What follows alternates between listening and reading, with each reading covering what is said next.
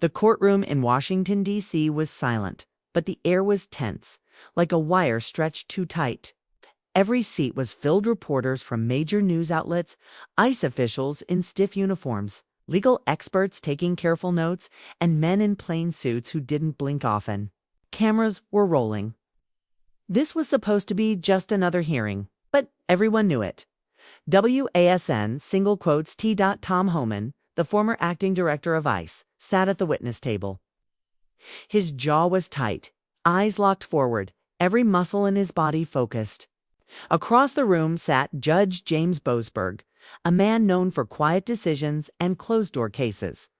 Today, for the first time, the judge was in the spotlight. Tom leaned into the microphone. "Let me be clear," he said. "This is not about politics, it's about law. And what happens when the law is no longer respected by the very people sworn to protect it." The room stayed still. "I worked for ICE for years," Homan continued. "I've seen good men and women follow the rules, arrest dangerous criminals, and watch them walk free. Why? Because someone in a robe decided their order mattered more than public safety." Gasps were heard in the room. Some leaned forward. Others looked to the committee panel, who shifted nervously in their chairs. Homan turned slightly and looked directly at Judge Boasberg. "Your Honor," she said, the title soaked in irony, "you didn't just block deportations. You rewrote policy from the bench. You protected people who never should have stayed. And now we know why." The room tightened like a drum. A young woman from the press pool whispered, "He's going off script." Homan reached into a folder in front of him and pulled out a single sheet of paper. "This document," he said, holding it up, "was sent to my office last week. An internal memo from someone inside your own chambers. It shows names of individuals flagged for deportations, suddenly reclassified as deferred." He paused, "all with foreign political connections." The crowd stirred. Boasberg's lips pressed into a line. "You delayed enforcement. You've used your power to protect certain individuals because they were useful to someone. And I want to know, how many lives did you trade for political favors, Judge K?" The words exploded through the courtroom like a crack of thunder. A second of silence followed. Then the back doors burst open. "FBI, step back." 3 agents rushed in, their badges flashing. One reached for Homan. Another raised a folder in the direction of the panel judge. "Emergency federal warrant. Stop the hearing. All recordings cease now." The room went into chaos. A camera fell with a thud. Journalists shouted questions. One senator stood, yelling, "What is this? Who authorized this?" But the FBI agents didn't answer. They moved fast. One of them went to the tech booth and cut the live feed. Across the country, TV screens went black mid-sentence. Live streams froze. Social media accounts that had been sharing the hearing began reporting technical issues. Back in the courtroom, Judge Boasberg sat quietly, hands folded. He said nothing. Tom Homan didn't resist. But his voice rose once more over the noise. "They don't want you to hear this. This is what truth looks like when it scares the system." An agent tried to push him down. "Sir, please comply." Tom's eyes locked on the crowd. "Look into the Alexandria Protocol. Look into every name on that deferred list. Don't let this die in the dark." Then he was taken out, the courtroom still ringing with shouts and confusion. Within 10 minutes, the scene was locked down. Reporters were escorted out. Phones were collected. The official explanation was a breach of classified materials. But everyone knew something bigger had just happened outside the courthouse. Protesters who had gathered earlier stood frozen, reading headlines on their phones. Live broadcast interrupted. Unconfirmed FBI intervention at immigration hearing. Whispers turned into hashtags. Hashtag Boasbergiles began trending within the hour. People started asking, who sent the document? Why was the feed cut? And why did the FBI stop a legal hearing without explanation? Across the city, in a quiet apartment, a young journalist named Alina Rios closed her laptop slowly. She had been watching the feed just before it went dark. Her phone buzzed once. A. Message, no name. He's not lying. Start with the Alexandria Protocol. Tell no one they're watching. Alina stared at the message, heart racing. She didn't know what it meant. Not yet. But she knew one thing. Something massive had just begun. And someone didn't want the world to know. Alina Rios couldn't sleep. The image of Tom Homan being escorted out of the courtroom played over and over in her mind. The live stream. Blackout wasn't just suspicious, was deliberate. She had been covering federal immigration policy for 2 years, writing quiet stories for a small independent outlet called Capitol Wire. But now, for the first time, she felt something different. Fear and responsibility. She sat at her desk in a dimly lit apartment. Downtown D.C., staring at the message still glowing on her phone. He's not lying. Start with the Alexandria Protocol. Tell no one. They're watching. She searched the term online. Nothing. Not a single official result. Not in legal databases, not in ICE documentation, not in congressional records. It was buried. Or erased. Alina clicked open a secure browser and accessed her outlet's confidential tip server. She typed in Alexandria Protocol and waited. To her surprise, one document appeared, redacted, incomplete, but real.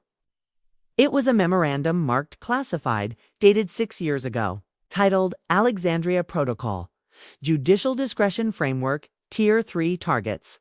She read the first few lines and sat back in her chair. The protocol outlined a legal strategy allowing immigration judges to postpone or dismiss deportation cases under strategic consideration exemptions. Names were not included, but the document referenced an interdepartmental approval loop involving the federal judiciary and select diplomatic envoys. Suddenly, the memo disappeared. A pop-up warning flashed. Unauthorized access detected. Session terminated. Elena's blood turned cold. Someone was watching. She pulled the plug on her Wi-Fi and closed everything down. Then she turned to her backup, a burner laptop she'd hidden in her closet months ago for stories just like this. No personal accounts, no cloud sync. She inserted a flash drive with old ICE enforcement reports and started searching for anomalies. That's when she found them. Between 2019 and 2022. Over 300 removal cases were quietly dropped in the D.C. Circuit Court under administrative closure. Most were undocumented immigrants flagged for investigation by ICE for connections to political or financial operations overseas. But the judges had delayed or dismissed them with unusual speed. And the presiding judge in most of those cases, James Boasberg. Elena's fingers trembled as she typed. The timeline matched perfectly with the memo she'd seen. Her gut said this wasn't about compassion or case backlog. It was coordination, covert protection under the disguise of discretion. She needed confirmation the next morning. She called a former contact at the Department of Justice, an analyst named Tara Langston, now working for a nonprofit watchdog group. I need a meeting, Alina said. Private. They met at a park in Georgetown. No phones. No notes. Tara listened carefully as Alina explained everything. The tip. The protocol. The memo that vanished. Tara didn't blink. I've heard whispers, she said quietly. We had a name for it. Strategic asylum shielding. It wasn't about mercy. It was about favor. Favor for who? Lena asked. Foreign donors, intelligence partners, sometimes even defectors. People the government didn't want returned because they carried secrets or value. Judges like Boasberg made it legal. Were they paid? No, not directly, but someone was. Contractors, NGOs, third-party legal aid groups. It's a shell game. Alina leaned in. Do you have proof? I have something better, Tara said. Name. Someone who processed those files. She handed Alina a slip of paper. Rafiq Hamdi, asylum interpreter, Baltimore field office. Disappeared 2023. Elena's heart skipped. Disappeared. Officially, He resigned and moved overseas, but no one's heard from him, not even his family. Alina thanked her and left quickly. Her next step was clear. She had to find Rafik. That evening, she returned to her apartment to find her mailbox open. Her landlord never touched her mail. Inside was a small envelope. No return address. She opened it with shaking hands. Inside, a flash drive and a single typed message. He'll bury this like they buried me. Move fast. She plugged it in too. Her air-gapped laptop. The folder contained 6 short audio recordings. The voices were distorted, but clear enough. It was a conversation between 2 men. One of them was unmistakably Judge Boasberg. He said, "These aren't criminals, they're assets. And you don't deport assets, you manage them. It's just like we've always done." Lena covered her mouth. It was real. Everything. She copied the files, backed them up, and locked them in a safe. Then she wrote the first lines of her story. Today, the American public saw a courtroom blackout. What they didn't see were the names behind the curtain. But I did, and I'm going to show you all of them. She didn't know who was protecting the Alexandria Protocol, but she knew they were watching. And that meant she had to stay one step ahead, because the truth wasn't just hidden, it was protected by powerful people, and Lena had just stepped into their spotlight. Alina Rios arrived in Baltimore 2 days later, moving quietly, using cash, leaving no digital trail. She'd left her personal phone behind in D.C. and carried only a burner with encrypted messaging. She wore a baseball cap low over her face and sunglasses that didn't match the overcast sky. She wasn't just chasing a story, now she was trying to stay alive inside it. Rafik Hamdi, the former asylum interpreter, was officially listed as relocated. But his apartment in East Baltimore was still listed under his brother's name. Alina stood across the street from the building, watching. This was an old brick walk-up, the kind where the windows held decades of paint and silence. She waited an hour before approaching. She knocked once, then twice, before the door creaked open. A man in his late 40s stared at her through the chain lock. "You're not ICE?" he said, not asking. "No, I'm a journalist," Alina replied softly. "Looking for Rafik." The man hesitated. Then, slowly, he unlatched the chain and let her in. "I'm his cousin," he said. "Name's Yusuf." "Rafik hasn't been the same since D.C., since Boasberg?" she asked. He didn't answer right away. He nodded toward a back room. Alina followed him past a small kitchen and into a quiet, dark bedroom. Rafik Hamdi sat on a worn mattress, eyes sunken, hands shaking slightly.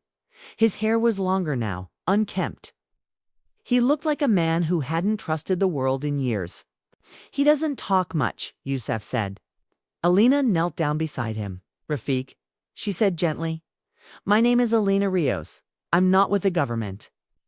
I'm trying to expose what's been happening in immigration court, especially with..."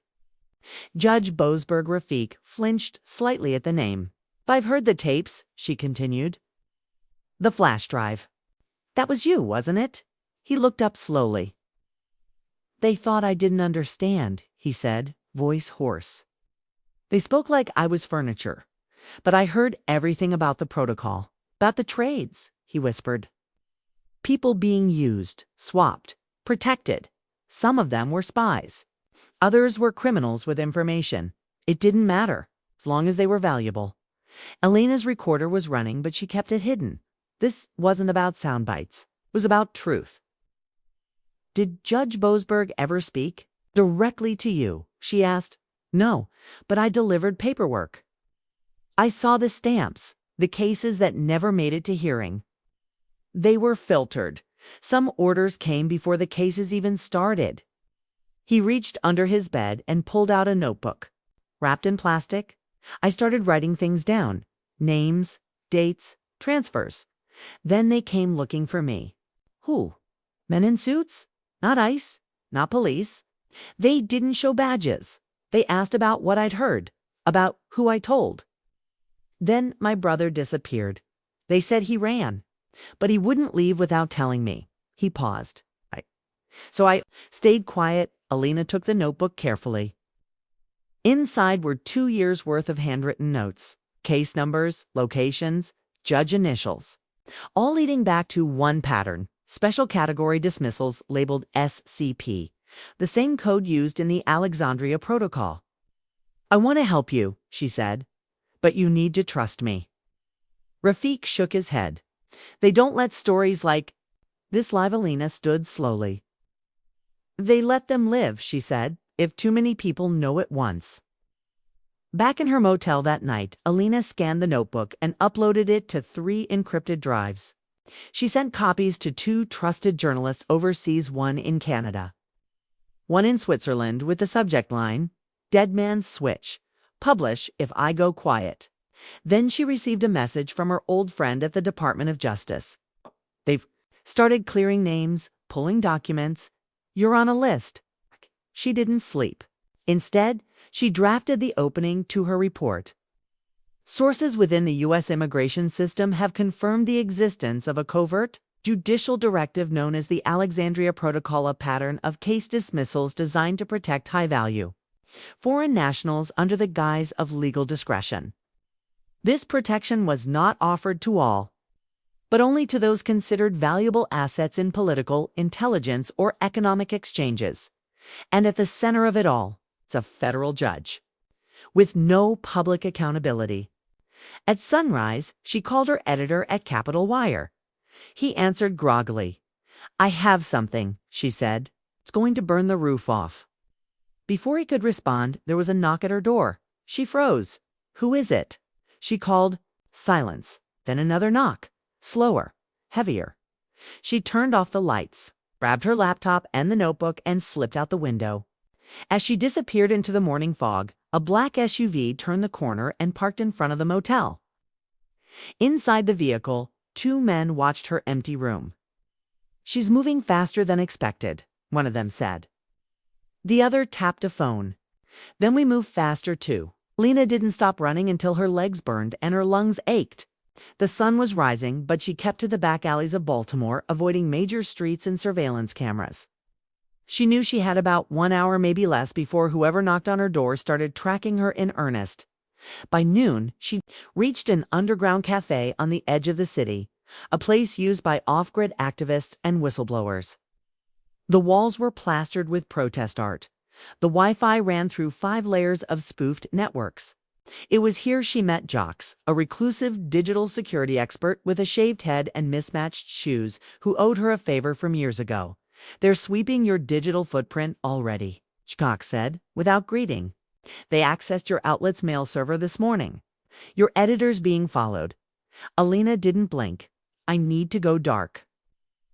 But before I do, I need to upload this."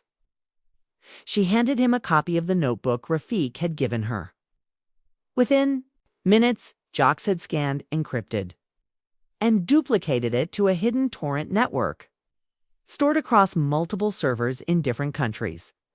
"No one can fully erase it now," Jox said, "but they can still erase you." "I'm counting on that," Alina said. She showed him the flash drive with the audio recordings. Jox ran a trace. "These were recorded on a secure interpreter line," he said. "Federal-level encryption. But here's the twist: the metadata shows that someone else was also on the call. A third party who..." Jox zoomed in on the IP logs. "Pentagon contractor. A firm called Vestalis Group, known for counter-influence consulting and offshore monitoring services." Elena's eyes narrowed. "Private intelligence? Or like psychological operations for hire," Jox said. "They clean up political messaging by controlling what the public thinks is true." Alina realized the game was bigger than just Judge Boasberg or immigration policy.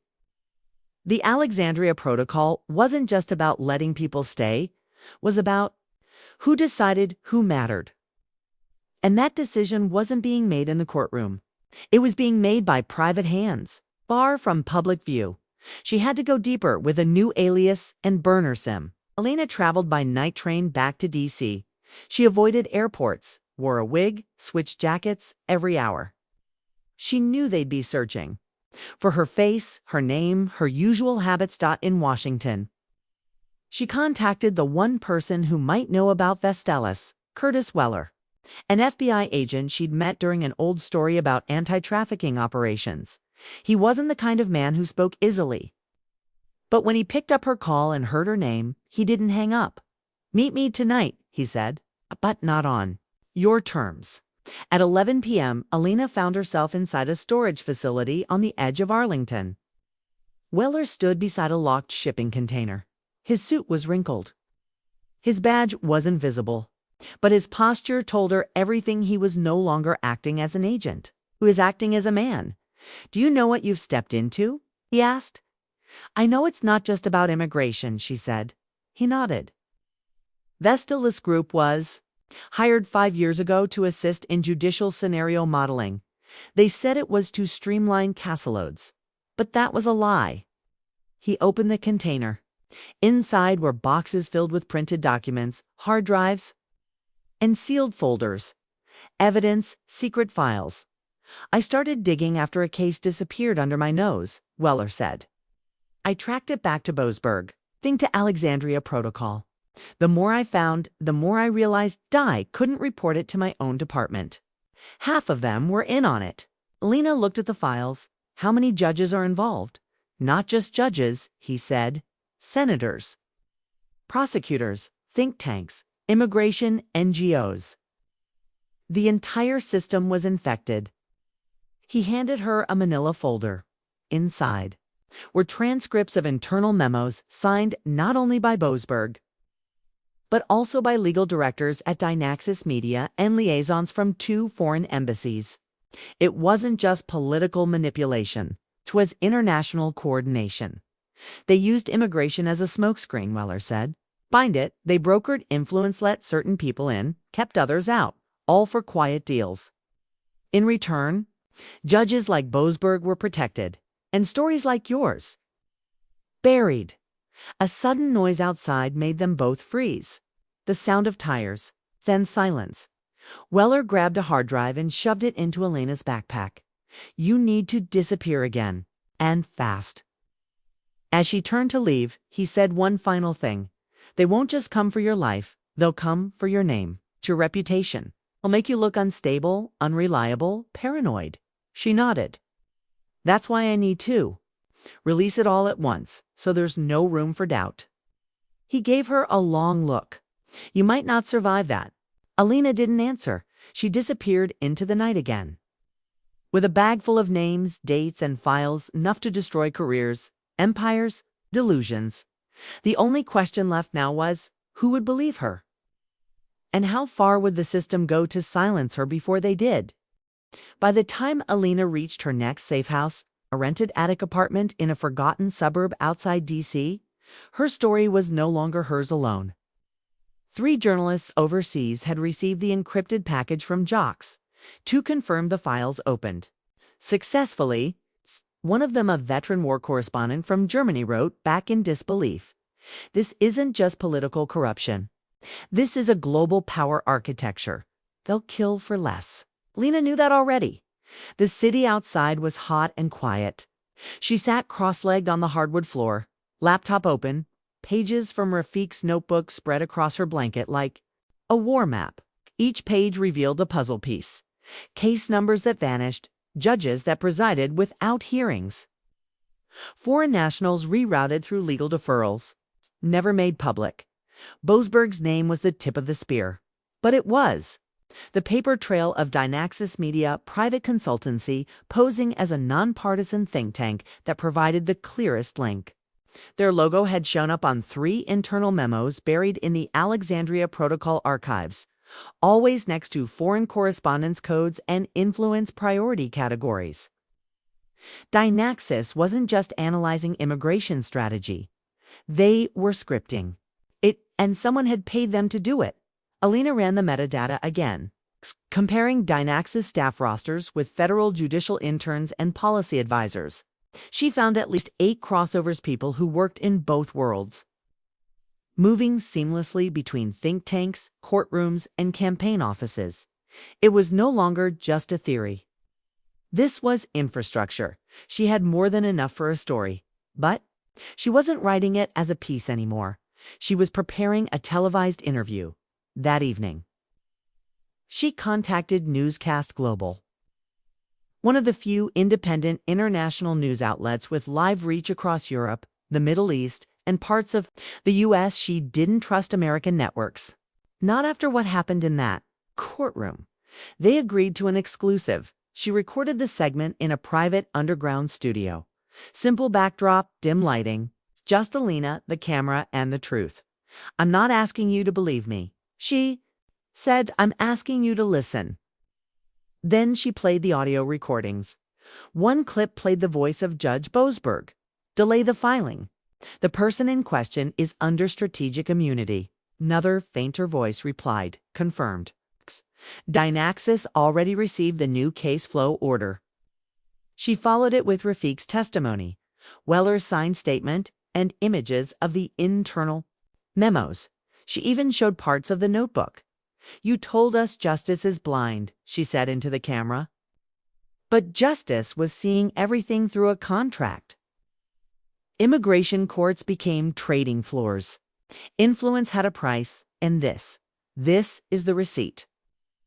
The segment aired at 8 p.m. Geneva time.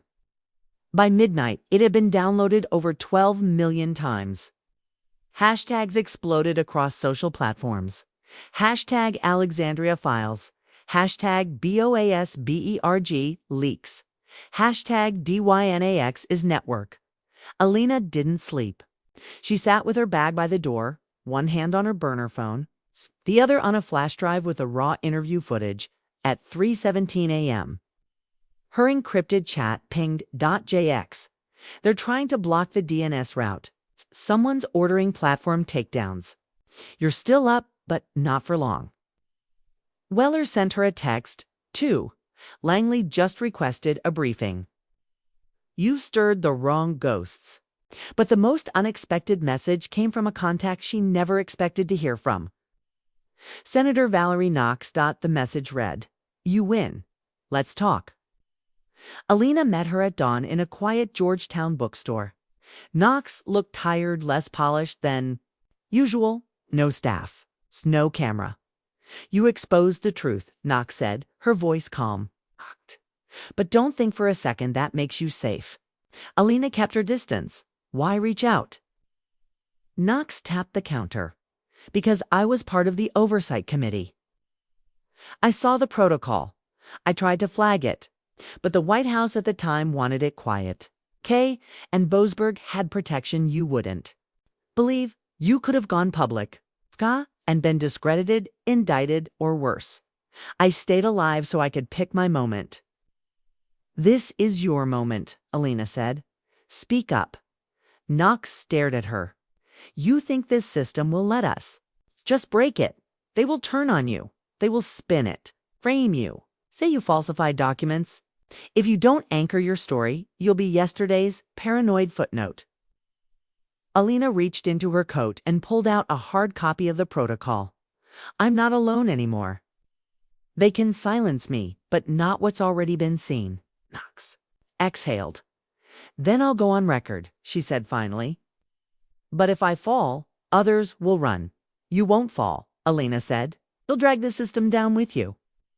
That afternoon, Knox gave a closed-door statement to an emergency congressional subcommittee. She confirmed the Alexandria Protocol identified Dynaxis's role and implicated senior legal advisors. It was all filmed. The footage leaked within hours. Protests began the same night in D.C., London, Toronto, and Berlin, but in a gray boardroom. Across the river, a group of executives from Dynaxis Media gathered in silence. One of them, a man in a navy tie, tapped his phone and said calmly, "Activate secondary response. Begin reputational suppression." "Discredit the journalist," another whispered, "and the judge." The first man looked up, cold, sharp. Too late for him. "We protect the system, not the faces." Outside, the world was waking up, and the war for truth had just turned global. Rain fell steadily on the Capitol, as if the city itself was washing something off its skin. But the dirt wouldn't go so easily, not this time. By morning, the fallout from Elena's broadcast had become impossible to contain. Senator Valerie Knox's testimony had reached the public through a leaked committee recording. Some said it was strategic, others called it a heroic mistake. But either way, the words were out there. The Alexandria Protocol was never voted on. It was never written into law. It was an understanding shared among a small circle of judicial and intelligence actors. We called it the invisible gavel. Alina watched from a safe flat on the edge of Arlington, her phone lighting up every few minutes with updates. International media had picked up the story. Al Jazeera ran a special called The Protocol Exposed.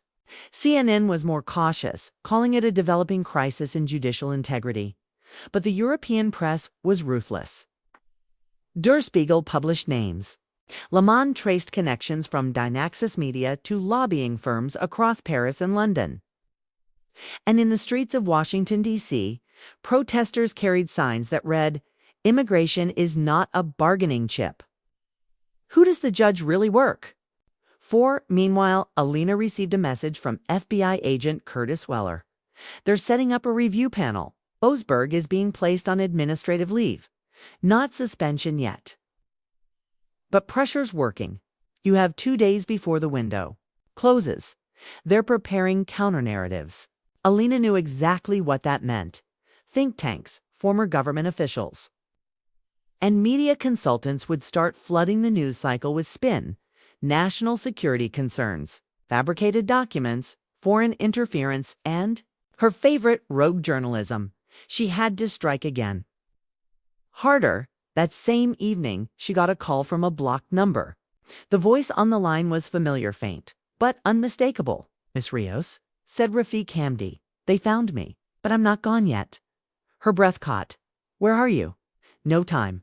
I left something. You'll find it under the floorboards of the old Icefield office I used to work at.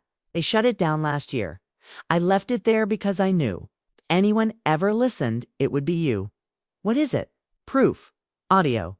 Courtroom whispers. Intelligence briefings." They never knew I was recording them all. The line went dead. Alina moved fast. Within 2 hours, she was inside the abandoned building on the edge of Baltimore. It was gutted, mostly empty files gone, furniture removed. But beneath a loose tile near the interpreter's office, she found it. A waterproof case with a digital recorder and a second flash drive. Back in Arlington, she listened. The recordings were more explosive than anything she'd released before. Names, dates, and even recordings of private discussions between Boasberg and a Dynaxis legal liaison discussing case prioritization strategies. "That one needs to be delayed until after the trade agreement's signed." "Don't worry, the NGO will file the petition. We'll handle the rest." Another clip had Boasberg saying plainly, "Let the State Department know the delay's in place. Their man can stay." It was not interpretation, it was coordination. The next morning, Alina shared the files with 5 international outlets. Simultaneously, no single outlet could be targeted this time. She added written summaries, verified metadata, and a formal letter addressed to the Department of Justice. She gave it the title "Immigration as Currency" inside the Alexandria Protocol. The impact was immediate. The UN issued a statement calling for an independent inquiry into U.S. immigration adjudication practices. Several European allies demanded answers from U.S. embassies. A coalition of human rights groups filed a civil petition against Dynaxis Media in international court. But the most unexpected move came from inside the U.S. Whistleblowers began to step forward, anonymous ICE officers, junior attorneys, even a former Dynaxis analyst. One of them, using the pseudonym Harbinger, released a detailed map of Dynaxis's influence across government offices, campaign donations, university fellowships, judge mentorship programs, even speechwriting assistance to rising political stars. And then came the biggest revelation. A single document leaked to The Intercept showed that Vestalis Group, the Pentagon-linked contractor identified earlier, had developed predictive models to simulate political fallout from immigration decisions. Rain turned into thunder the night Judge James Boasberg was formally indicted. Not in secret, not quietly. It happened on live television news.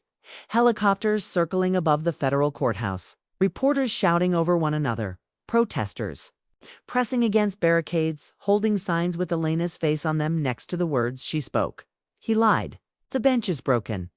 Elena watched it all unfold from a rooftop 2 miles away. Hoodie pulled tight over her face, a thermos of stale coffee in her hands. She had seen too much to celebrate early.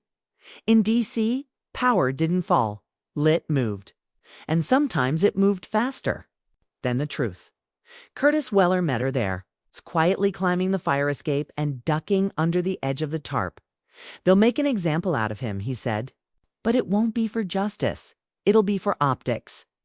"I know," Elena replied. "He's the face, not the machine." Weller handed her a folder. Inside were photos, financial transfers, emails. It wasn't just Dynaxis or Vestalis. A new player had emerged. Palisade Strategies, a multinational legal firm with silent stakes in asylum review boards, lobbying networks, and even border tech companies. They were the architects, Weller said. They designed the protocol. Boasberg just executed it. "Who funds them?" Elena asked. Weller hesitated. "Offshore banks? Shell corporations." But one name came up: Senator Ruben Lasky. Elena's eyes narrowed. Lasky was the powerful chair of the Senate Judiciary Committee. For years, he'd been the loudest voice defending balanced immigration reform. Now, it seemed he'd been managing both sides of the game. She looked out over the city. Then he's next. That night, she drafted her final report. It wasn't a takedown. It was a warning. Judge Boasberg's indictment is not a victory. It is a preview. The Alexandria Protocol was not a rogue operation. It was a shadow. Policy born in silence, nurtured in secrecy, and protected by those who profit when democracy sleeps. We are awake now, and we are watching. By dawn, her piece had gone live on Newscast Global and was picked up in syndication across 22 countries. The hashtag Palisade files started trending. Leaked documents from a Palisade internal server revealed strategy decks titled Policy Shaping Through Judicial Tempo and Influence Sustainability Models, each slide more damning than the last. Meanwhile, Senator Lasky called an emergency press conference. He stood stiffly before the cameras, flanked by aides. "The recent media speculation is unfounded," he began. "I have never engaged in nor authorized any illegal influence over the judiciary." But halfway through the statement, a reporter shouted from the crowd, "Then why did your office receive payments from Palisade Strategies every quarter for 5 years?" Lasky froze. The press corps erupted. Back at the rooftop, Elena's phone lit up with a message from Jocks. "They're hitting your DNS again. Trying to frame your site for a foreign op. I've rerouted traffic through 3 continents. You're still up, but they're getting creative." Another message popped up. "From Rafiq, my brother resurfaced. Safe. They let him go after the indictment. They're folding." And then one more. It's an encrypted one. From someone she didn't know. Just a line of text. "You broke the seal, but the protocol was just one door. There are others." Elena stared at the screen, heart pounding because she already knew in exposing the Alexandria Protocol. She hadn't ended a story she'd opened the next chapter. Later that day, Valerie Knox introduced a bipartisan bill titled the Judicial Transparency and Public Trust Act in Congress. It called for mandatory disclosure of judge-affiliated think tank associations, a public database of immigration dismissals, and the full declassification of any covert court directives tied to national interest. The bill wouldn't fix everything, but it would leave fingerprints. And fingerprints, Elena knew, could trace shadows back to their source on the final hours before sunset. Lena walked alone past the courthouse steps, where people were now leaving flowers not for Boasberg, for Rafiq, for the family's hurt, Or the whistleblowers who never came back? Someone recognized her. Hey, a woman whispered. You're her. The reporter, Alina, didn't stop, didn't wave, kept walking. Because she wasn't the story. The truth was, and the system that tried to bury it had just met someone it couldn't silence.